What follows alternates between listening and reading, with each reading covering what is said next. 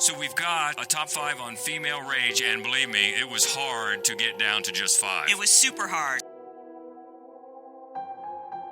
In the way that Carrie is clearly written and directed by men, this movie was clearly written and directed by women. You know, they're not a crime scene. There are just 3 extra fingers and an ear here. I just love what they don't explain to you in this movie. It's like when you're putting IKEA together, Yeah, and you exactly. think you've got it, and then you don't. And there's 3 extra fingers and an ear. What the hell?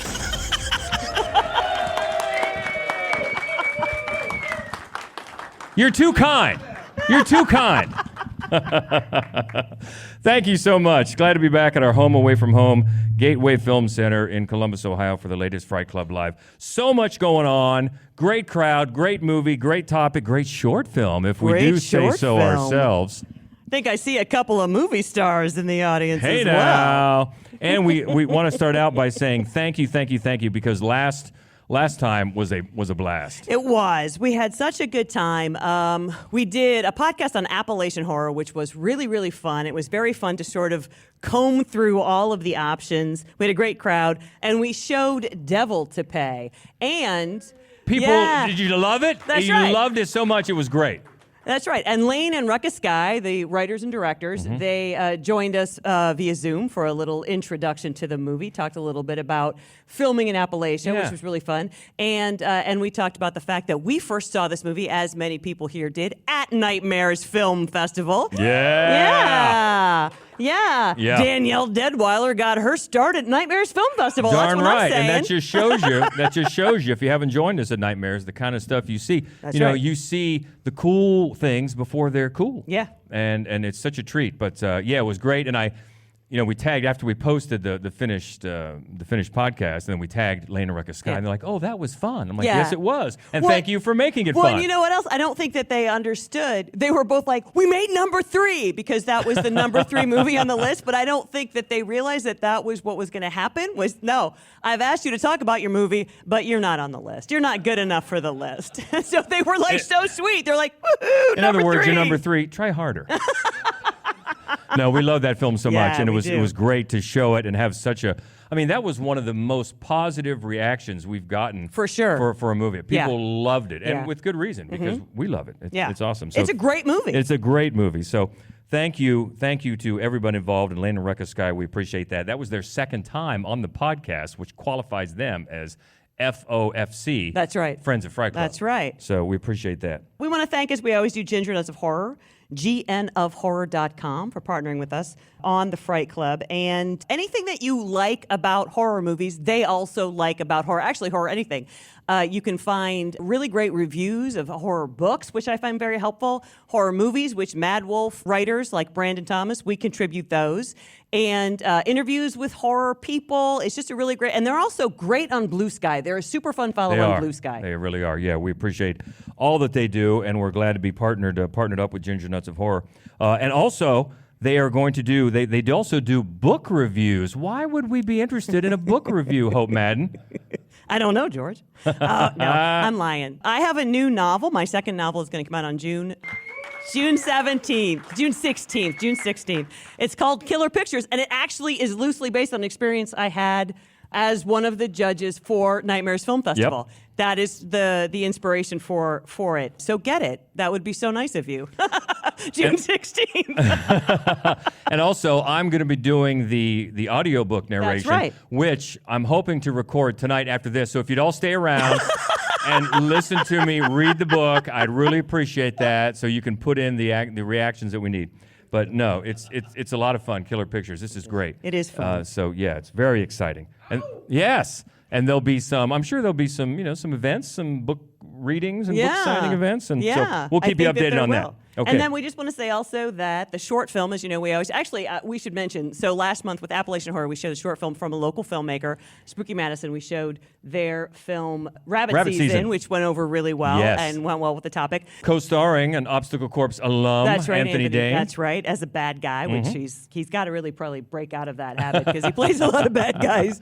No, he's great. Tonight's feature or short film doesn't match quite as well since the topic is female rage, and that's really not what the short film is about at all. But we are going to show George Wolfe's directorial debut, the award-winning Alfresco, our Thank you. hometown premiere. And it is an award-winning film because of Jason Tostovan sitting right here in the front. He won Best Actor That's at right. Austin Revolution Film That's Festival. right, he did.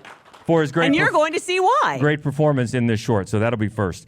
And that's really, really fun. Glad that you're here to see that with us. Okay, so we've got a top 5 on female rage, and believe me, it was hard to get down to just 5. It was super hard. And So in fact, many honorable mentions, so why don't you just I start think- rattling them off? Yeah, I had to write them down because there are so many. So we're going to start with, and this is, I was really shocked at this. this is how great this list is. Ginger Snaps didn't make this list. I know. Revenge did not make this. If you have not seen that, you should. Alucarda, I bet Seth likes Alucarda. Yeah, I bet you do. Seth and me, we're the only ones. I don't know if you want to check that one out or not, but I like it. Possession, Teeth, Jennifer's Body, The Love Witch. My God, I love The Love Witch. Mm-hmm. That is such a great movie. Also, She Will, A Wounded Fawn, Immaculate. Now, Immaculate, since it's not that old, in fact, I saw somebody, I think it was our friend Brock, brought this up this week on social media, still talking about, since they came out so close to each other, which is better, Immaculate or The First Omen? And we are Camp Immaculate all day long. We really are. Yeah, we really are. Because of the female rage about it. Yeah. I thought that The First Omen was really well made, and I feel like if I'd seen it first, I would like it better than I did, but I saw Immaculate first, and it's got some problems. However, that third act, I was like, "Oh my God." Yeah. And it also has Sydney Sweeney, which is, not a bad thing either. But but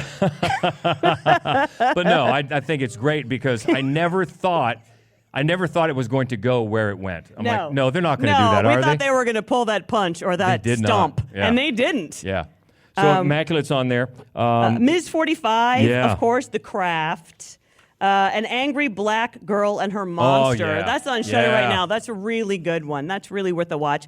American Mary. We were just talking about that a second ago. That one was not we quite... need to put that on the list for a future Fright Club. I think that's correct. I Yeah. think that we do. And then also The Substance. The Substance yeah. didn't quite make the list. Yeah. But that just tells you how strong this list is. It is it's strong. also, it's just a great topic for horror. Female rage is a great topic for horror. And I think what I was hoping to do was to sort of come at it from different angles. And so hopefully that is what we accomplished. I definitely think this list does that. So we're up against the clock as always for Fright Club Live, so let's dive in. We'll start at number 5. Oh, this is a good one from just the last few years, actually 2022. A young American woman moves with her husband to Bucharest and begins to suspect that a stranger who watches her from an apartment window may be a serial killer. It's Watcher. I saw the man in the window again. He's been watching us since we moved in. Which window is it? Right there.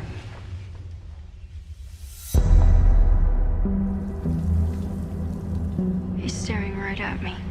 Don't worry. He probably has a little crush on you.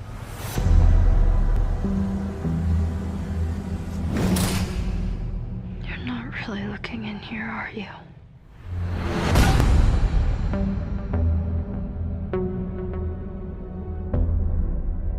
Well, if the guy watching you is Bern Gorman, first of all, there's a problem. George loves Bern Gorman. Bern George Gorman. just loves him. It's a guy, boy, he's so creepy, and that name so just creepy. fits him. Yeah. And this is a really, really good movie, and I love how you talk about female rage. Yeah. It just explodes in it, man. When the violence hits, it hits big. Yeah, and one of the things, so this is directed and written by Chloe Hale Ratma Acuna, and she starts off right away. So it's a married couple, and they move to Hungary for the husband's job. And we open on this kind of lengthy cab ride where the husband and the cabbie are talking back and forth because he speaks the language. He used to live there. And it's not subtitled.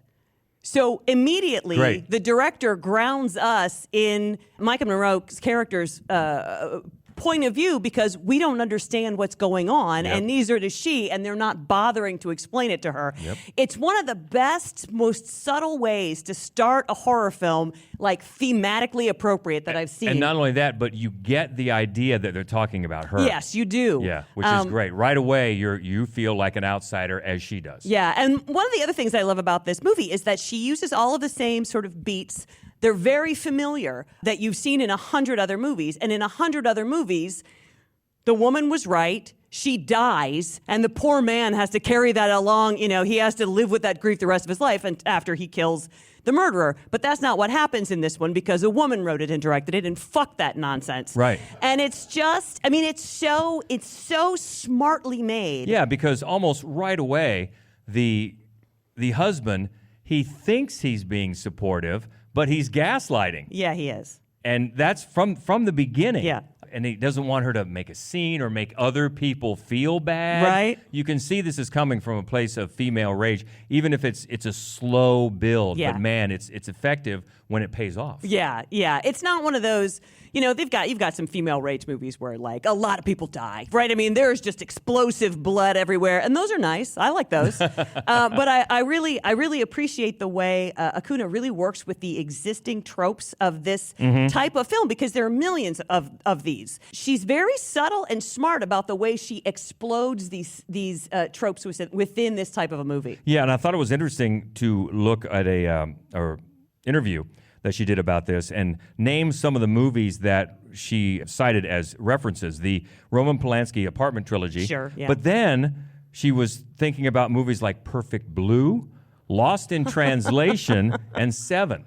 Wow. Yeah, that's an interesting, interesting trilogy as well. That really is. But man, because it's one where you want what happens in the third act to happen. You do. And man, it feels like such a release. Yeah, it does. Of rage, yes, but you get, as watching it, you get a satisfaction from it. Yeah, no question about it. And Micah Monroe is great in She's this. really good. She is so good in this movie. Honestly, everybody is. Yeah, it's really one worth checking out if you haven't. Bern Gorman, creepy guy. Watcher from 2022, that's number 5. Okay, up at number 4, the classic. This is a classic. Of course you knew it'd be here, from 1976. Carrie White, a shy, friendless teenage girl who is sheltered by her domineering religious mother, unleashes her telekinetic powers after being humiliated by her classmates at her senior prom. Plug it up, Carrie. Carrie White. The girl no one likes. The girl who lives in that creepy house with her crazy mother. Show her that if she had remained sinless, the curse of blood would never have come on her. The girl with the strange power. If I concentrate hard enough, I can move things. If you have a taste for terror, you have a date with Carrie. I mean, it's just a great example of female rage, and female specifically right from the beginning, right? Because everything happens because she gets her period. And the performances in this film are insane. Piper Laurie, oh my God, Sissy Spacek, they're so great. They're so wonderful. And, you know, when it finally happens, fuck! Oh my God! You know, it's like, it's this great, and of course De Palma does this split screen, you do these crazy close-ups, and she's all Gloria Swanson, like all of a sudden she's just overacting in this very cartoonish, creepy way, and staring, and fire, and blood, and smash. It's such a release after you're so heartbroken and embarrassed for this character for such a long time.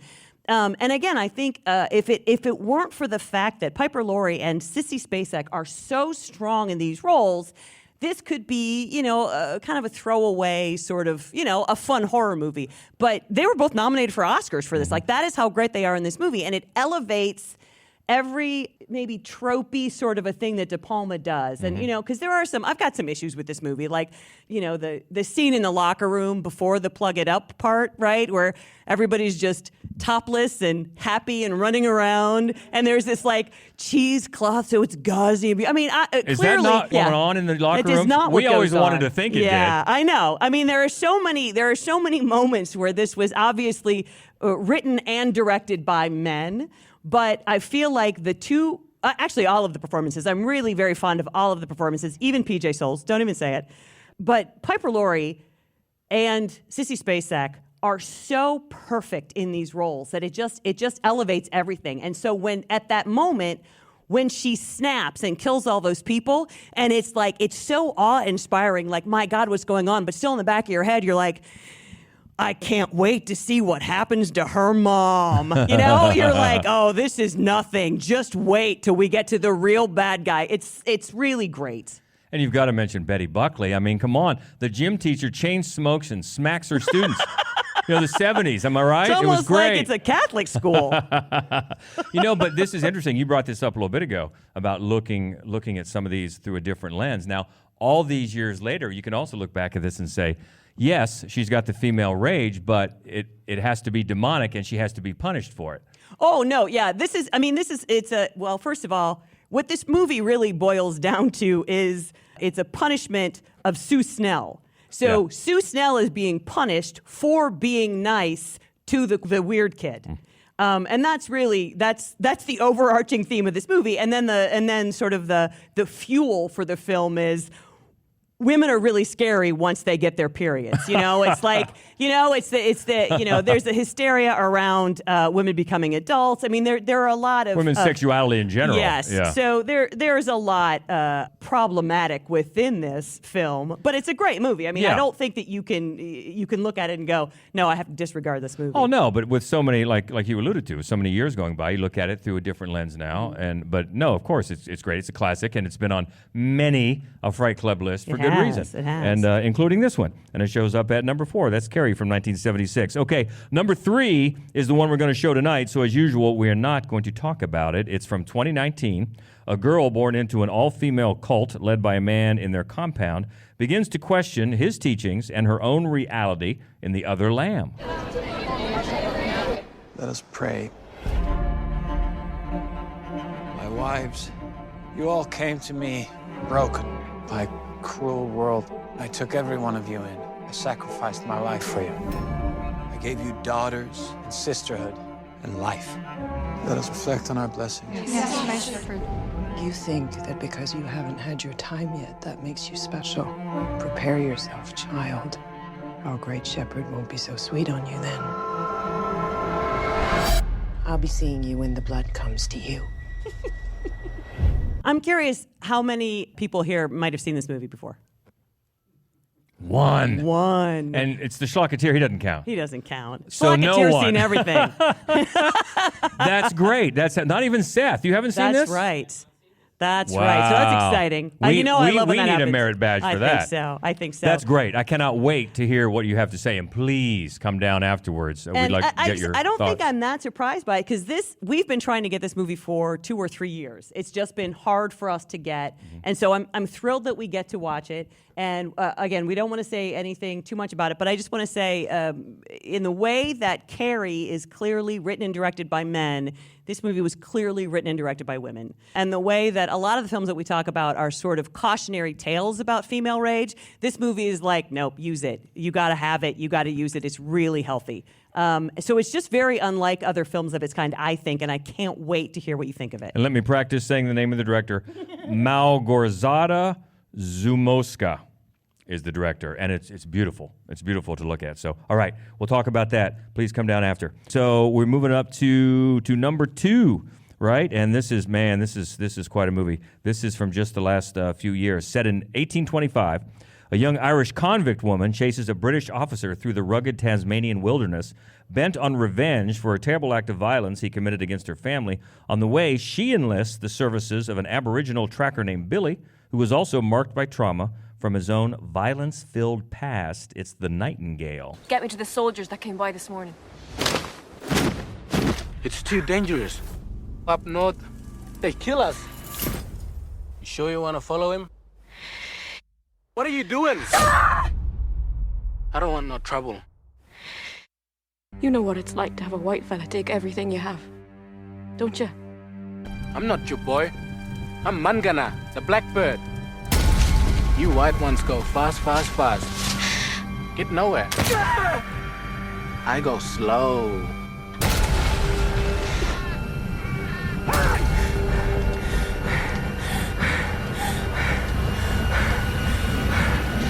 Suddenly, she was free. How many people have seen this? A few. Yeah. For my money, this is the most rage-filled movie on this list. This is brutal. It is, This is just brutal. Yeah, it's difficult to watch. It absolutely is. This is Jennifer Kent. It was her follow-up to Babadook. And it's a period piece that it uses a woman's trauma, a tremendous amount of trauma, as like, this is how hard it is for this one person. Like, almost unfathomably difficult, this woman's life. Like, her trauma is almost more than you could really imagine a person living through. And then as the film progresses, the point that I think the filmmaker is making is that is nothing compared to what colonization is like for the people who are being colonized. You know, and I feel like if a man had made this movie, the way the movie changes its perspective would not have been acceptable. Because we do, by like the third act, we actually have chosen to follow Billy, the tracker who helps her find these men. And if a man had directed it, it would have felt like a pulled punch. It would have felt like, but it doesn't. It suits this movie. It is an incredibly hard, it's really hard movie to watch. Man, it is. But I thought it was really well made. Yeah, very well made. Aisling Franciosi is the lead. She's the Nightingale. And she also is great in stop motion. She's great in the remake of Speak No Evil. I love that she just picks horror movies to make. That's pretty great. We always love that. Yeah, and they had crisis counselors on set throughout because it was so draining for the actors. And Jennifer Kent has stated that she wanted to make a movie about violence, specifically from a female perspective. And she said she has just always been interested in Tasmania and the history of Tasmania. Huh. And of course the colonization comes into that, and the brutality, and there's so many layers to this movie, and it's so well done but so hard to watch. And I remember thinking at the time about the Sam Claflin as an actor having to do that. Yeah. And I read where he several times broke down in tears on set, and she said, "You're upset because this is not you, and you should be glad about that." And because his character is so loathsome. Yes. And it would be so hard to portray that on screen. Yeah. But man, she went for brutal, and it gets the point across. Yeah. Man. Damon Harriman is also really great in this movie as sort of his lackey. Mm-hmm. We showed 100 Bloody Acres here at Fright Club a couple of years ago, and he plays a wildly different character in that movie than he does in this. But he's good. Damon Harriman. He's in a lot of movies. He plays Charles Manson a lot. Sorry about that. He has played Charles Manson in 3 different things, 1 TV movie, like series, and 2 movies. So I don't know if that's a good thing or a bad thing. But in this one, he's really good as like kind of just a dumb guy who follows orders. But yeah, Claflin is just a menacing wonder in this film. Yeah, and one of the inspirations too that I read an interview with Jennifer Kent. She talked about researching Tasmania, and that early on in that colonization, that women in particular were sent to prison for just menial offenses and horrible conditions of solitary confinement. And then often she would find out when they got out, they would almost purposely do those crimes again to get sent back. And then she started, how bad were their lives that they preferred this to their actual life, and that just kind of led her down this road to telling this story. And it's something else. Something else. Yeah, it's a harrowing film. It is. So know that going in. The Nightingale is number 2 on our list. All right, we're doing pretty well in time here. So number 1, a movie that we've talked about several times for good reason. A widower has his film producer friend organize a fake audition as a means of helping him find a new girlfriend, but the woman he selects is not who she appears to be. Kitty, kitty, kitty. It's Audition.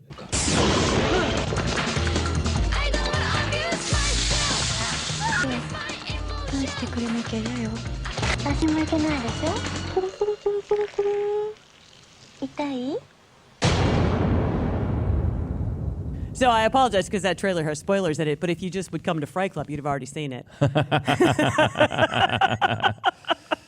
Yeah, boy, it starts out innocently enough because look at her. She's so small and dainty and just a cute baby face, and she couldn't cause you any harm. She is so pissed off. To your that feet. woman is so pissed off. She wouldn't do any harm to your foot or your leg, would God. she? Yeah. Some friends of ours were on somebody else's podcast, and the topic was gut punch horror, and the friends of ours took issue with this movie. And it was funny to listen to these people talk about Audition because they had not seen it before, and they watched it in preparation for this podcast, and they were like, I don't think he deserved that. And I thought, well, nobody deserves that, but he was a bad man. He might not have thought he was, but he was. And that just always reminds me of the Chris Rock line. There's a reason to kick an old man down the stairs. You just don't do it. I mean, deserved it, but no. Yeah, man. I think that this is such. She is such a great villain. The performance is so amazing. Her name is Ihai Shina. The performance is so just perfect because she's so delicate and she's so quiet. And if you watched it multiple times, I mean, I might have watched this movie a couple of times. You can see it. The seeds are there from the very beginning. Oh, yeah. Where there's just something very wrong with her, and then they give you some sort of flashbacks and some hints about what has made her this way, and she just punishes men for being not truthful when they fall in love with her. So she's just channeling this very righteous rage. But the way she does it is, and I love, that they found 3 extra fingers and an ear. When they're at a crime scene, there are just 3 extra fingers and an ear here. I just love what they don't explain to you in this movie. It's like when you're putting IKEA together and exactly. you think you've got it. You think you've got it, and then you don't. And then there's 3 extra fingers and an ear. What the hell? Yeah, it's nice because at the beginning, I love the power shift. Oh, for sure. They think they're gonna, this is fun. We're gonna just bring these women in, but you're gonna, audition for a woman, and they're all just so small and dainty, and then man, that power shifts. And like you said, there's seeds there from the start that she's not playing this bullshit. No, but it's that scene. It's the phone ringing in the bag. It's the burlap sack. You're like, oh, man, he is in for some trouble. Yeah. I mean, you didn't think it was going to end well, but I guarantee you didn't think it was going to end the way it did. Right, and of course, there's that great contrast because when you're talking about rage, most of the time you're thinking people are screaming. Yeah. She's gleeful about it. Yeah, She's she just is. laughing away with that fishing wire or that piano wire, whatever. It's the first time in the whole movie she looks happy. Is when she's sawing off his foot. She's so happy about that. Yeah. God, I love this movie. Oh, and that's why it is number 1. And we got to get out of the way of a movie, which we're going to show here in just a couple of minutes. The one, it's The Other Lamb, so I'm glad that nobody's seen it except for Daniel. And enjoy, and please come down after because we want to get your thoughts on it for the podcast. So, but first, yes. But first, we are going to watch Al Fresco, the first time we've screened it in Columbus, Ohio. Exciting! Yes, exciting! Thanks for being here for it. Yes, thank you so much for coming out tonight and hang around, enjoy the short, enjoy the film, and we'll see you in about an hour and a half or so. Okay, Stan, hit it. Thank you.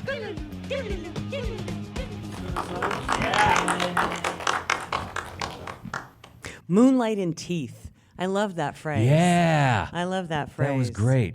Wild Woman of Moonlight in Teeth. That's a movie in itself. Yeah. And it's a slow moving film. Mm-hmm. It's so beautiful. And I love Rafi Cassidy is Sella. And I love the way the camera slowly over the course of the movie, in early ones, it'd frame her like in a window. She's so beautiful, with these big blue eyes. And then, but slowly and over the course of the movie, as it would stay on her face, the rage inside her was so clear, and it just gets more and more present. I thought it was. I think her performance was just really, really good in this movie. Well, she has such an expressive face. She's got a great face. Yeah. And I was looking at it this time, since I've seen it now, this is the second or third time. I was trying to pick out like the exact moment you start to see her turn. Right. You start to see her questioning. Right. And looking at him in a different light. And she's got a great face for that. I love what goes unsaid, in this movie. For example, she just in passing, only one ram in a flock. Yeah. And you think, what happened to the other babies? Yes. And then Sella is clearly his daughter, as would all of the other younglings be his daughters. I love that. I loved all of the things that it didn't tell you. And it reminded me that he only had daughters. Reminded me of this movie, Martha, Marcy, May, Marlene, right? Which is a cult. And John Hawkes, amazing in that movie, and he only had sons. And it was the same thing. You're like, how do you explain that to the child bearers? You know, it's a crazy notion. Yeah, and then other things that remain unsaid when the first cop comes and basically says you have to leave. Yeah. You catch a little bit of that, but you don't know exactly why. Right. You know, you can have a guess. Yeah. And as the other cop so succinctly summed up, this is fucked. Yeah. Yeah. Two things. First, on Alfresco, great job by the man bun. Yeah.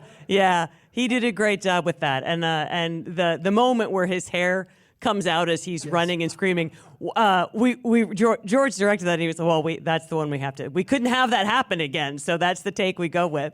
You know, and since you brought it up, I have to tell you a quick story too, because Katie McKee is from Good Day Columbus. You might have recognized. She's the one who walks between them at the beginning, and we were talking to her this morning because we're on there every Friday, and then she's in the background with her husband sitting there like on a picnic or whatever, and they both get credits at the end of the movie, and Katie was telling us this morning that her husband was just like Googling himself. And it came up that he was an actor. And he was very surprised by it. He's like, I'm an actor. To hear that, but because he's got a credit. Anyway, I had to tell that. The second thing was the hair is used to tell the story in this movie. Yeah. And that might be a clue as to when she turned. In the first beginning, everything is so tight and controlled. All the threads, the cat cradles in the forest are so precise. Yeah. The hair is braided just so precisely. And as he loses control of the flock, everybody's hair gets all messy. Yeah. That's a good point. You know, one of Good the things I observation. noticed this time that I hadn't noticed before is when he's putting blood on everybody's faces, he skips two people. And they keep coming back around, and he's got every face except two people. The little girl who has kind of a hair lip and a flattened nose, Right. she doesn't get blood. And then the girl that he kicks later on, she also doesn't get any blood on her face. Yeah. As if he's sort of singled them out. They're not worthy of him. Right. And he can just sum it up by saying it's wrong. Yeah. Like when the one baby turned out to be a boy. Yeah. He said it was wrong. Well, sort of building on what Hope said about Salah's face and about how the rage builds through the movie, I think this is a movie built with, like, of course it's an acting thing, so many great faces in the entire film, but I think, you know, with the other daughters and with the other wives, like, it's almost like as the movie goes on, it's less rage and more horror. Like in disappointment coming from their face until you get to that last scene there on the beach where, you know, of course all the daughters just fall apart. And I love the fact that you don't actually see what happens to the shepherd. It just cuts to that. So you have that sort of flashback or almost like a dream that Sela has of what happens on your beach. And it's like, okay, are we going to get there? Did that actually happen? You know, so you're left to sort of fill in the blanks yourself. So I love how the film sort of plays with your imagination there. See, actually, that was going to be my next question. Are we disappointed that we didn't get to see it? Anybody disappointed that you didn't? Yeah, a little bit, because it's built up and maybe you want to see him get that. I mean, you saw the aftermath, and I'm sure it wasn't pleasant. But yeah, that's an interesting point that you really love that, because I could see it going the other way. You know, you want to see him get it. I actually liked it too, and I think, as Brandon pointed out, the fact that throughout the movie, they're not exactly dream sequences, but they're sort of out of sequence, and sometimes they seem like premonitions. And we do get a nasty bit of violence in one of those. But I like that. We just we don't see what happens to the wives either, but you know what happened to them. And we got a little bit of that at the end. And so I like it. I like that we don't see it happen. Although I wouldn't have been opposed to seeing, to seeing those girls just rip him to shreds. Right. I'd have been fine with that. Exactly. Maybe get the dog involved. Who knows? One thing I liked about this movie, this is in my wheelhouse, this is great, is the stillness of every scene. It's quiet. It's contemplative. You almost feel, as you say, the expressions and the emotions. It just really translates through, and that quietness and stillness slowly builds and builds the tension. Loved it. Yeah, really good. Yeah, and filmed in Ireland, right? Yeah. Such great landscapes and just the vastness of everything. Yeah. Was so well shot and brought the mood I love brought the I mood love in. the moment when he, and he holds his hands out, it's Eden. And then they pan to the women who like walk up and they're so happy. And then like one by one, their faces just fall. Mm-hmm. And then they hold on some long enough. We're like, nope, we've regained our faith. And, some of them, their faces get happy again. Not as happy as they were at the beginning. But then some of them are just like, oh my God, this just looks like a lot of work to me. I'd be curious to watch this again to kind of track the thread a little more precisely. But I was thinking about how throughout the movie, beginning to end, we have this sisterhood and kind of a assumed solidarity between these women. But in the beginning, it's focused all on this man, and he's our leader. And there's the competitiveness for his attention.